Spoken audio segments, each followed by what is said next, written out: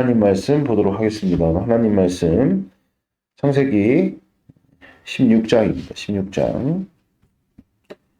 창세기 16장 1, 2절 말씀.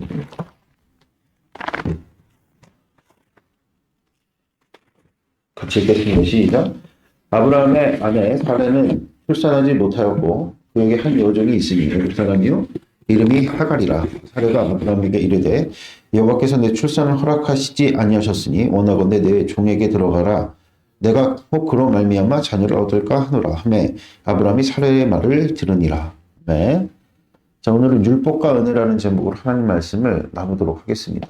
여러분들 창세기 1차 독자는 출애굽 백성이죠. 출애굽 백성에게 하나님께서 은혜로 베푸신 삶이 무엇인지를 가르치기 위한 지침서가 창세기였단 말입니다. 그럼 2차 독자는 누구겠습니까? 당연히 영적인 이스라엘인 우리 교회된 자들이다. 그러니까 창세기는 단지 출애굽 백성에게만 허락된 하나님 말씀이 아니요, 이 땅 가운데 은혜로 살기를 바라는 하나님 백성을 향한 은혜의 삶의 지침서다. 이렇게 이제 우리가 정의를 해도 틀림이 없는 것이죠. 오늘 본문의 내용을 보니까 우리가 창세기 1장에 보면은 3장이죠. 3장의 내용을 보면은 인간이 어떻게 타락을 하게 되었는지를 분명하게 명시하고 있단 말입니다. 하나님의 말씀을 쫓지 않고 사람의 말을 듣는 순간에 죄가 이 땅 가운데 들어왔다 그랬죠. 물론 그 사람의 말이라는 것은, 그러니까 결과적으로 이 땅 가운데 악한 마귀가 역사하는 것은 하나님께서 이미 피조하신 세계를 이용하고 왜곡하는 것밖에 없어요. 마귀는 무슨 능력이 있어 하나님처럼 이렇게 창조를 할 수 있다든지 뭔가 이렇게 새로운 일을 만들어낼 수는 없다는 것이죠. 그러니까 사람의 말은 존재했죠. 사람의 말이 존재하지 않으면은 어떻게 교류를 하겠습니까? 그러니까 그 사람의 말을 하나님께서 합당하게 쓰도록 주신 어떤 그런 용도가 있는데 그 용도를 달리, 그렇죠? 그 사람의 말을 가지고 하나님의 말씀을 듣고 행해야 되는 것을 사람의 말로 호도하여서, 그렇죠? 사람의 말은 원래 그렇게 쓰라고 주시진 않았는데 악한 마귀의 미혹에 빠져서 사람의 말을 가지고 잘못 쓴 결과가 이 땅 가운데 죄가 들어오게 된 내용인 것이죠. 그래서 사람의 말을 우리가 교제의 어떤 도구로 쓴다 그러면 문제가 안 되겠지만 무언가를 결정하는 것을, 사람의 말을 듣는 것은 하나님께서 주신 것을 오용하는 것입니다. 그런데 아담은 사람의 말, 즉 아내 하와의 말을 듣고 선악과를 먹게 되어서 인류가 이제 타락에 이르게 되었다는 것을 우리가 창세기 3장에서 잘 기억하고 있어요. 그런데 같은 형국이 지금 창세기 16장에서 벌어지게 된 것이죠. 그 인간이 죄를 범한 결과가 무엇입니까? 본래 하나님께서 은혜로 복되게 노동이라는 가치를 주셨어요. 우리에서 일하는 기쁨이라는 게 있잖아요. 저희 어머니께서도 요새 이제 투석 때문에 계속 이제 일주일에 3번씩 투석을 하심에도 불구하고 원래 이제 투석하시기 전에 소일거리로 이제 계속 학교에 나가고 아이들 이제 급식을 챙겼던 일들을 계속 지속하시겠다는 거예요. 누워만 있으면 뭐하냐는 이야기인 것이죠. 물론 집안에 누워만 있으면 처져 있으니까 활동하는 것이 좋은 어떤 그런 의미도 있겠지만 그 일에 대한 소중함을 이상하게도 젊은 날에는 그쵸, 일이 참 고역 같고 그냥 먹고 사는 일에 수단처럼 느껴지지만 마치 이제 나이가 이제 들어서 그런 일들을 우리가 자연스럽게 박탈당할 때 그 소중함을 깨닫게 되는 것 같아요. 그래서 저희 어머니만 이렇게 보더라도 저희가 간접적으로 이렇게 체험하게 되고, 그리고 또 실제 일하면서 이렇게 희열을 느끼기도 하잖아요. 우리가 매번 그렇게 무겁지만은 않죠. 거기서 어떤 힌트를 얻을 수 있냐면 인간이 타락 전에는 이 노동이 굉장히 신성하고 즐거운 것이었구나라는 사실을 깨닫게 되죠. 노동이 언제부터 힘들어졌느냐? 먹고 사는 수단으로 인식될 때부터 노동은 무거운 짐이 되었던 것이죠. 먹고 사는 게 다 누구에게 달린 것이죠? 하나님께 달린 것이었어요. 죄가 없으면 두 번도 생각할 필요가 없습니다. 그러나 죄 때문에 이 땅 가운데 노동의 고통이 임하니까 그 고통으로 말미암은 결핍, 여러 요소들이 자기 의를 형성하는 거죠. 내가 수고해서 먹고 사는 거구나. 그런 인식이 계속 쌓이다 보면은 하나님에 대한 여러분들 기억이 희미해져 가는 것. 그것이 이제 인류가 밟아온 발걸음 아니겠습니까? 그런 상황 속에서 하나님께서 어떻게 하신 거죠? 아브라함을 부르신 거죠.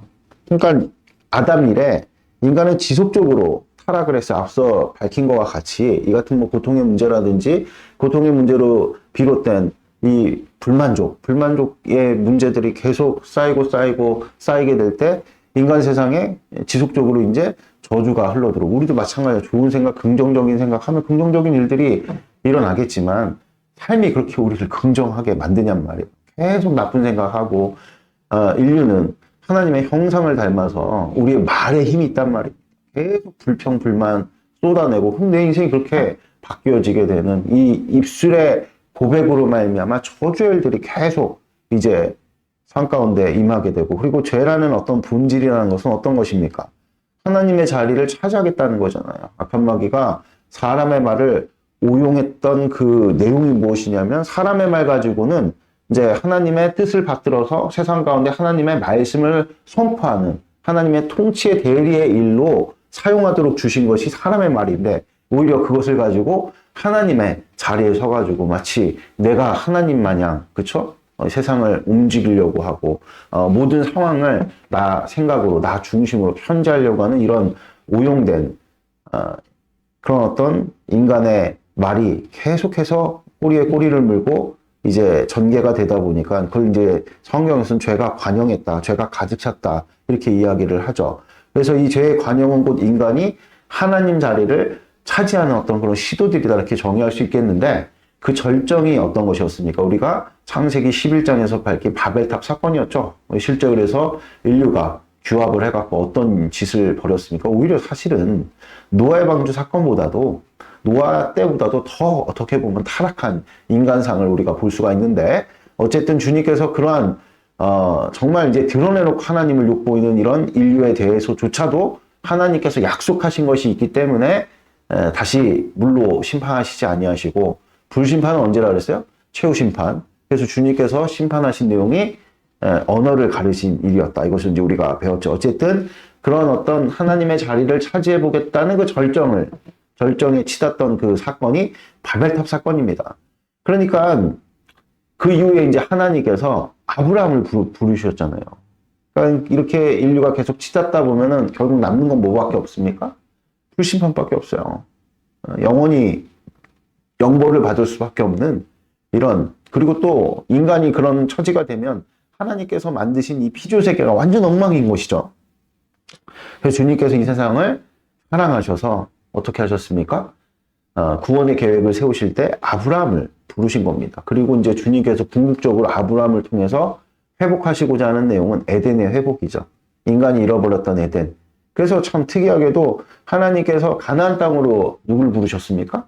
아브라함을 부르셨잖아요. 많은 신학자들이 옛 에덴이 어디냐? 가나안을 많이 지목을 합니다. 그러니까 뭐 노아의 방주 사건을 우리가 한번 생각해 보면 창조과학자들은 이 노아 방주 사건으로 말미암아 온 지각에 변동이 생겨서 노아의 방주 사건 이전과 이후에 지형이 많은 변화가 생기게 되었다. 이렇게 이제 주장을 하는데 참 일리가 있는 어떤 그런 주장들이라고 생각을 해요. 그러니까 많은 어떤 지형에 변화가 있어가지고 옛 에덴이 어느 곳에 정확하게 위치했었는지를 우리가 증명할 수는 없지만 우리가 정황상 보면 떠나갔던 자리로 주님께서 다시 부르신 거죠. 그래서 여러분들 에덴과 가나안은 굉장히 유사점이 많죠. 어쨌든 다시 돌아와서 오늘 그 내용을 밝히는 내용이 아니기 때문에 어쨌든 아브라함을 다시 가나안 땅으로 부르신 목적이 무엇이냐. 인간이 떠나갔던 그 에덴, 그래서 황폐하게 변했던 그 에덴을 하나님께서 회복하시려고 아브라함을 부르신 거죠. 그래서 하나님께서는 아브라함으로 먼저 이 세상과의 분리를 이루셨습니다. 그 분리를 이루신 내용이 무엇인가 봤더니 오직 하나님만 의지하는 삶의 양식을 주신 것이 가나안 땅으로 부르신 거예요. 그래서 주님께서 갈대아 우르 가운데 살고 있던 아브라함에게 너는 본토 친척 아비의 집을 떠나라. 너의 모든 인간적인 의지함들을 끊어버리고 내가 지명한 땅으로 너는 이주해라. 이렇게 주님께서 명령을 하는 것이죠. 근데 제가 앞서 밝혔던 것처럼 이 창세기의 1차 독자는 누구라 그랬습니까? 출애굽 백성들이에요. 이 출애굽 백성들이 이 1차 독자로서 창세기를 읽을 때 아브라함이 가나안 땅으로 왔지만 그리고 다시 어디로 내려갔어요? 애굽으로 내려갔단 말입니다. 그러니까 이 지금 의도적으로 모세가 이 창세기의 저자는 모세니까 모세가 가나안 땅에 사는 것과 애굽에 사는 것, 즉 세상에 사는 어떤 그런 방식의 대치 국면을 보여주고 있는 것이죠. 그러니까 우리가 가나안 땅에 내려갔다는 것은 우리가 잘 알다시피 창세기 이후에 요셉의 때도 보지만 그때도 가나안 지경에 기근이 임해가지고 어디로 내려갔습니까? 이 애굽으로 내려가서 무엇을 샀어요? 양식을 샀어요. 그 양식의 소유주가 누구예요? 바로란 말이에요. 바로. 똑같은 어떤 내용이 지금 기록이 되어져 있는데 결국 애굽 땅으로 들어간다는 것은 누구를 의지하는? 바로 왕을 의지하는 거예요. 가나안 땅에 거한다는 건 누구를 의지하는 거예요? 하나님을 의지하는 거예요. 그리고 무엇을 의지하는가? 우리가 말씀, 영의 양식을 의지하는가? 아니면 눈으로 보이는 육의 양식을 의지하는가? 지금 이것을 극명하게 보여주고 있는 것이 창세기 12장. 그러니까 애굽에 내려간다는 것은 결국 누구를 의지하는 것? 바로 왕을 의지하면서 동시에 무엇을 의지하는 것인가? 눈에 보이는 양식을 의지하는 거죠. 근데 가나안 땅에 거한다는 것은 눈에 보이지 않는 하나님을 의지하면서 그리고 우리가 사람이 떡으로만 사는 것이 아니라 하나님의 입에서 나오는 말씀으로 사는 것입니다. 라는 어떤 신앙을 표현하는 것이 바로 무엇입니까? 가나안 땅에 거하는 거죠. 그래서 아브라함이 이제 가나안으로 돌아왔어요. 그러니까 무슨 얘기냐? 이제 나는 오직 하나님만을 의지하면서 그의 말씀만을 먹는 그런 어떤 삶을 살겠다라는 어떤 그런 결정을, 고백을 나타낸 것이 다시 가나안 땅으로 돌아온 것입니다. 그 결정이 이제 결과적으로 무엇을 야기시켰냐? 아브라함과 롯을 분리시킨 거야. 그러니까 우리는 외형적으로는 아브라함의 소유가 많아져가지고 아브라함과 롯이 다툰 것으로 우리는 이해하지만 그게 아니라 아브라함이 가나안 땅으로 나는 이제 하나님만 의지하면서 하나님의 약속의 말씀을 붙드는 그런 인생을 살겠어. 그럴 때 이제 무엇이 나타나면 하나님의 영광이 나타나죠. 그런 고백이 있는 곳에 주는 그리스도시여 살아계신 하나님의 아들이십니다. 그랬더니 바르나 시몬한테 참 복되도다. 내가 너의 고백에 하나님 나라를 세우겠다. 교회를 세우겠다. 그러니까 우리가 하나님 안에서 정말 나는 이제 하나님만 의지하겠어요. 그리고 나는 이제 하나님의 약속의 말씀, 굶어 죽는 한이 있더라도 여러분 우리가 성경 읽게 하는 게 그거예요. 매일 삼시세끼를 먹으면서 어떻게 영의 양식을 우리가 굶을 수가 있겠냔 말입니다.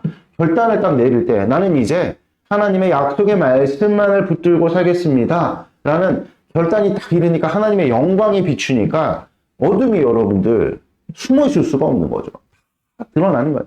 그 사람들의 이면의 동기들이 다 드러나는 거예요. 아브라함의 이 같은 결단이 롯이 가지고 있던 그 심중의 마음을 드러낸 거죠. 그래서 마치 예수님께서 성만찬 마지막 최후의 만찬 때 떡을 떼가지고 누구에게 줬습니까?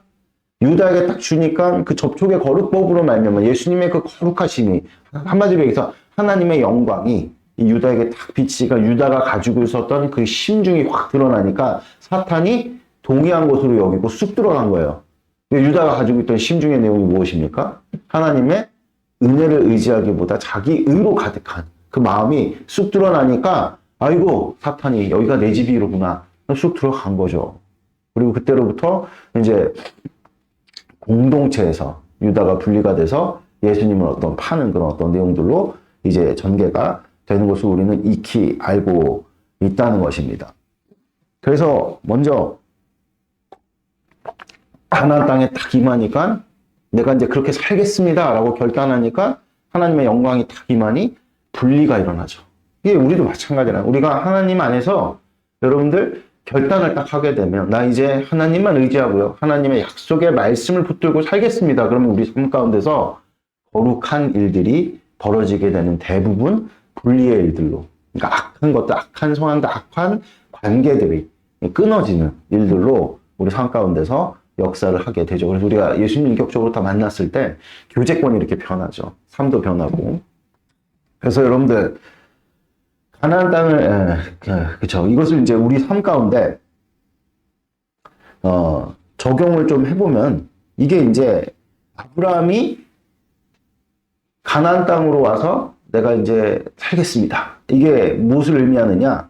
아브라함은 이제 외형적으로, 이걸 율법적이라고 얘기죠. 외형적으로 하나님만 의지하는 삶의 도색을 갖추기 시작한 겁니다. 아멘. 율법을 받아들인 거죠. 아멘. 나 이제 하나님만 의지하는 삶. 나 하나님의 말씀만 따르는 그 삶. 그게 가나안에서의 삶이에요. 가나안은 여러분들 그런 삶입니다. 아무 용고도 없이. 그렇죠? 기근이었단 말입니다. 근데 그 땅을 떠나지 않겠다는 것은 어떤 의미를 담고 있는 것입니까? 이것을 적용해보면 교회됨이 그런 거예요. 교회됨이. 교회됨의 삶이라는 것은 어떤 것을 의미하죠?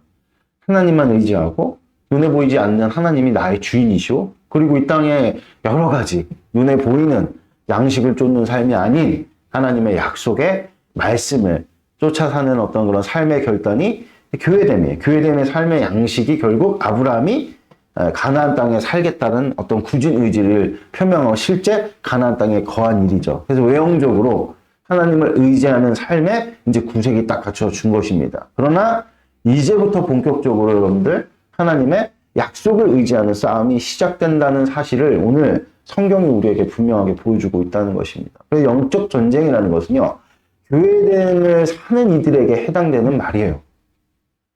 그러니까 마귀는 에덴에서와 같이 지금 이제 교회됨을 살겠노라 했던 아브라함에게 사라를 통해서 이제 접근을 하는 것을 우리가 보게 되죠. 그리고 아주 합리적 제안을 제시를 합니다. 너가 지금 아이를 낳아야 되는데 나이가 이만치 됐으니까 이제 나를 통해서는 불가능하니까 젊은 내 여종. 근데 또 하필이면 그 사람이 애굽 여자야. 그쵸? 그 젊은 내 애굽 여종에게 들어가서 아이를 낳아. 그러니까 우리가 고린도 후서 11장 4절 말씀에 보니까 너희들이 다른 예수를 전할 때 잘도 용납한다. 복음을 전할 때는 그렇게 더디더만 다른 사람이 와서 다른 복음을 증거하니까 어떻게 이렇게 홀딱 넘어갔냐 이런 책망을 하는 장면이 나오죠. 사람은 여러분들 죄인입니다. 그러니까 언제나 죄와 가깝죠. 그래서 아브라함은 이 같은 사라의 제안을 두 번도 생각지 않고 받아들여요. 그래서 언제나 마귀는 하나님께서만 주실 수 있는 만족을 사람의 것으로 대체하려는 시도를 많이 벌인다는 거죠.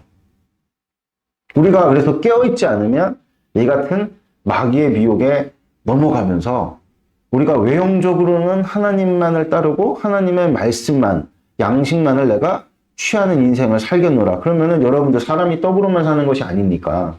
영적이라는 건 전인적이라는 것을 배웠죠, 우리가. 모든 하나님의 말씀으로부터 우리 인생이 편재가 되면 하나님의 말씀 좋은 거잖아요. 우리에게 복을 주신다. 이렇게 약속하신 내용들이 당연히 우리 가운데 전개가 돼야 되는데 그런 일들이 더디거나 행여 우리가 예수님을 믿기 전보다도 훨씬 좀 험악한 상황을 맞이하게 되는 이유가 무엇이냐. 여러분들 우리가 마귀는 이같이 우리의 이제 내면에서 그리고 가장 가까이 여러분 사람은요. 나의 외부인일까요? 아니면 나 자신일까요? 사라는 누구냐? 사라는 여러분들 잘 들어보세요. 주님께서 창세기 15장에 나 엘리에셀 이 사람에게 나 모든 것들을 맡길 거예요. 유산을 물려줄 거야. 그랬더니 주님께서 아니야.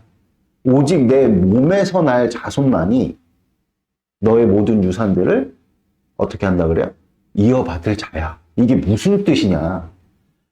어떤 학자는 이렇게 와서 얘기를 해요. 하갈도 어쨌든 아브라함의 몸에서 나온 이스마엘도 아브라함의 몸에서 나온 게 아니에요. 주님께서 너의 몸 할 때는 누구를 포괄하는 거죠?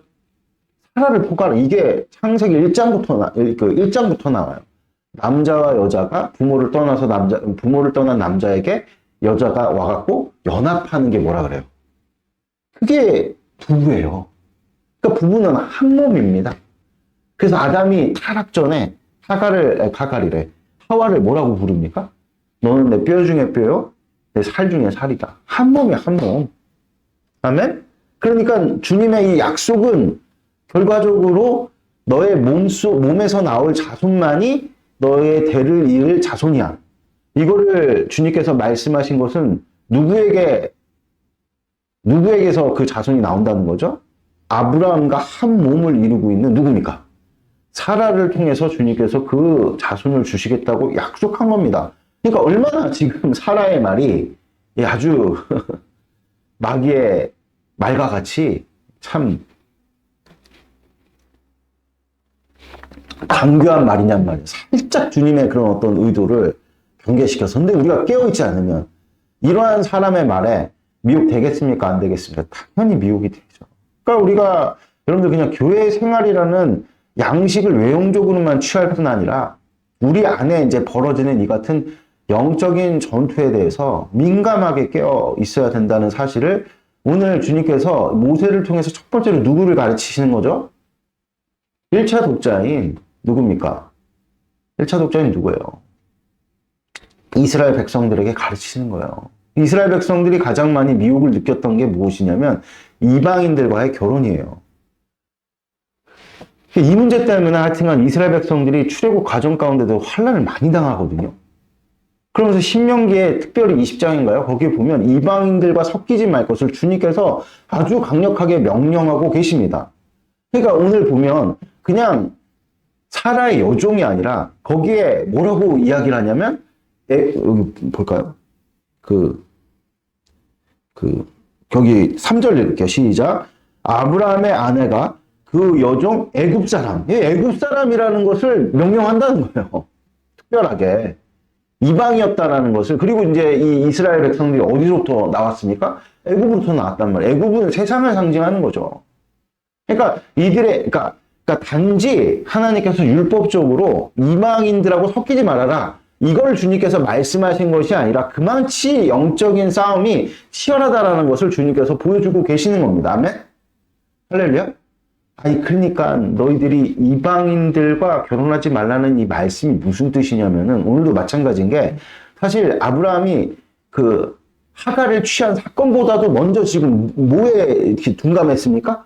가나안 땅에 살면서 난 이제 하나님의 말씀만을 쫓아 살 거예요. 나는 만족은 하나님께로부터 있습니다. 라는 삶의 양식을 받아들였음에도 불구하고 그의 내면 속에서는 여전히 사람의 말로 하나님이 주시는 그 만족을 대체하려고 하는, 사람이 주는 기쁨으로 하나님이 주시는 그 기쁨을 대체하려고 하는 그 사특감 속에 그냥 홀딱 넘어갔다는 것을 지금 우리에게 보여주고 있는 것입니다. 그러니까 무슨 얘기야? 이스라엘 백성들은 너희들이 거룩하게 살아야 돼. 하나님과 친밀하게 살아야 돼. 깨어 있어야 돼. 그 말씀을 지금 주님께서 이 창세기 기록을 통해서 가르쳐 주시는 것이죠. 그럼 2차 독자인 우리에게도 동일하게 주님께서 말씀하시는 거죠. 너희들이 그냥 교회를 다니는 것으로 그냥 만족할 것이 아니라 이제 교회 생활을 삶의 양식으로 받아들였으면 이제 치열하게 영적 전투를 싸워야 한다. 아멘? 에덴을 회복해야 된다. 하나님만이 주시는 그 만족이 무엇인지를 너희들이 맛봐야 한다. 그러기 위해서는 너희들이 영적으로 민감해야 된다. 그래서 사도 바울이 뭐라고 얘기하냐면 틈을 주지 마라. 누구에게? 마귀에게 틈을 주지 마라. 곧바로 붙는 말씀이 무엇입니까? 술 취하지 말라. 이는 방탕한 것이 너희는 성령 하나님으로 충만하라. 그러니까 우리가 기도해야 되는 이유가 여기에 있고 말씀에 가까이 있어야 되는 이유가 여기서 자칫 잘못하면 여러분들 오히려 악한 마귀의 역사는요 믿는 자들에게 집중이 되어 있습니다. 안 믿는 자들은 그냥 내버려 두면 알아서 하나님 대적해요. 알아서 지옥 가고. 그러니까 마귀가 남아있는 시간 동안 사력을 다하는 것은 이 믿는 자들을 통해 가지고 역사하시는 하나님의 그런 은혜의 일들을 막아세우고 그리고 할 수만 있으면 믿는 자조차도 미혹해서 자신 있는 곳을 끌고 가려고 하는 게 마귀 목적입니다. 아주 설득하죠. 이런 악한 마귀의 계략에 우리는 놀아나면 안 된다. 그래서 여러분들 부부싸움 그렇게 많이 하는 거예요. 믿는 가정임에도 불구하고. 지체들끼리도 자꾸 반목하고 냉소하는 거예요. 자꾸. 별것도 아닌 일들에. 여기에 우리가 깨어있지 않으면요. 여러분 우리는 가나안 땅에 살면서도 아브라함처럼 이 같은 공공함에 빠지게 된다는 사실을 여러분들은 근데 이게 나쁜 거냐? 여러분들 우리가 교회됨을 외형적으로 받아들이지 않는 사람 이런 영적 전투가 있는지도 몰라요. 아멘?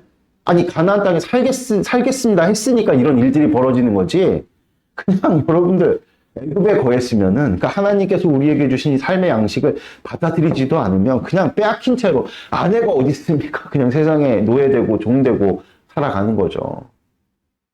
교회됨을 살겠다. 나 이제 다시금 에덴을 회복하는 복된 인생을 살겠다 하는 자들에게 이처럼 민감한 영적인 전쟁이 벌어진다는 사실을 여러분들이 분명하게 마음에 새기시는 복된 축복이 있길 바란다. 비록 아브라함은 이 같은 영적 전쟁에 대해서 무지해가지고 홀딱 넘어가는 일들을 겪긴 했지만 이는 믿음의 조상이잖아요.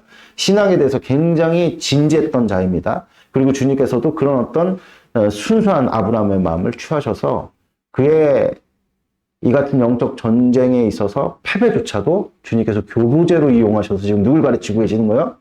1차 독자인 출애굽 백성과 2차 독자인 우리 교회된 자들에게 주님께서 이 모세의 삶을 통해서 지금 오늘 이 아침에 경고하시고 권면하시는 겁니다. 무엇을 경고하시고 무엇을 권면합니까? 주님과 친밀한 관계를 살고 교회됨을 이제 내적으로 받아들여라. 외형으로 너희들이 교회되면 삶을 이제 교회 다니는 삶, 이제 너희들이 주일마다 교회 다니는 삶, 11조 내는 삶 그런 것들을 이루었다면 이제 내적으로 내 안에 주님께서 살아계심을 너희들이 달마다 경험하면서 성령 충만해야 한다. 하나님의 음성에 민감해야 한다. 그리고 너희 인생 가운데 하나님께서 주시고자 하는 그 만족을 사람의 것으로 대체하지 말아야 한다. 사람의 것으로 만족하지 말아야 한다. 이것을 오늘 주님께서 우리에게 가르쳐 주시는 것입니다. 아멘. 기도드리겠습니다. 하나님 아버지 감사합니다. 오늘 선포된 말씀